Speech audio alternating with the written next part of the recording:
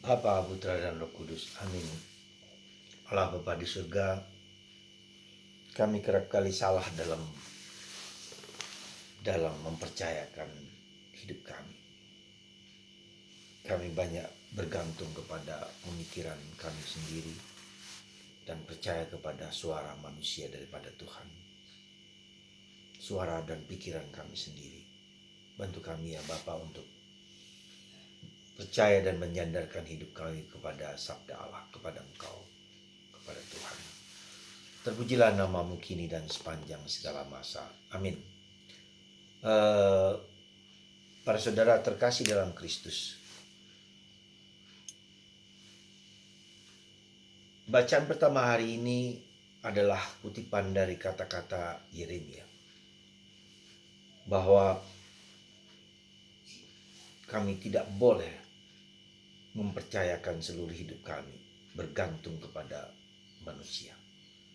Celakalah orang yang mempercayakan diri kepada manusia, kepada diri sendiri, kepada pikiran kita sendiri.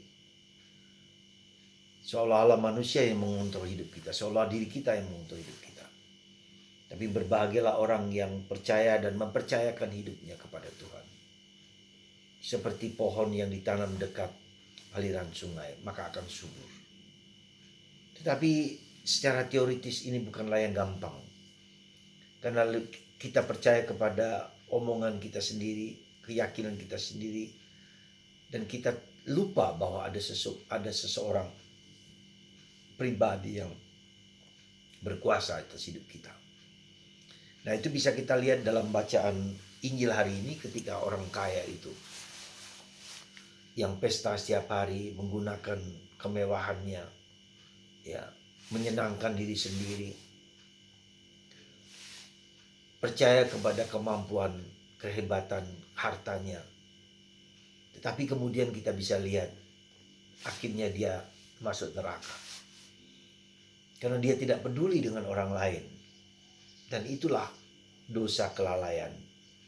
Dan Lazarus, seorang pengemis miskin itu, akhirnya berada di pangkuan Abraham. Itulah akibatnya orang yang percaya pada diri sendiri, orang yang percaya pada kekuatan sendiri, orang yang percaya pada kemampuan duniawinya. Seolah-olah kebahagiaan itu hanya dapat dialami oleh dirinya sendiri. Suatu peringatan yang mungkin keras bagi kita, bahwa kita sekali lagi tidak bisa mengandalkan kekuatan kita sendiri. Kita harus bersandar kepada Allah yang memberikan kekekalan dalam diri kita. Dan itulah yang mau diajarkan kepada kita lewat kisah tentang Lazarus dan orang kaya. Orang kaya itu hidup dengan dirinya sendiri, hidup dengan dunianya sendiri, ya, dan mengabaikan orang yang dekat dengan dia yang minta pertolongan. Kita seringkali jatuh kepada dosa yang disebut dengan dosa kelalaian. Dosa yang seharusnya dapat kita lakukan tetapi tidak kita lakukan. Dosa yang kita tidak berbuat pada sesuatu. Jadi dosa itu bukannya melakukan yang jahat, tetapi tidak melakukan apa yang seharusnya kita lakukan. Itulah dosa kelalaian. Saudara, mari kita perhatikan dosa-dosa yang tidak kita lakukan, tetapi sebetulnya bisa kita lakukan. Dan kita tidak peduli dengan orang lain. Kita tidak peduli dengan cuek, ya, tak peduli, tidak menolong orang lain, sibuk dengan diri sendiri. Dan itulah yang menjadi dosa kita yang cukup besar. Karena dengan begitu kita hanya mementingkan diri sendiri, egoisme. Tapi kita tidak melihat orang di sekitar kita yang dekat dengan kita yang membutuhkan pertolongan kita. Semoga di masa prapaskah ini kita memiliki kepekaan dan ketajaman untuk melihat apa yang di sekitar kita yang perlu kita bantu, yang perlu kita tolong. Dan kita punya kemampuan untuk menolong itu.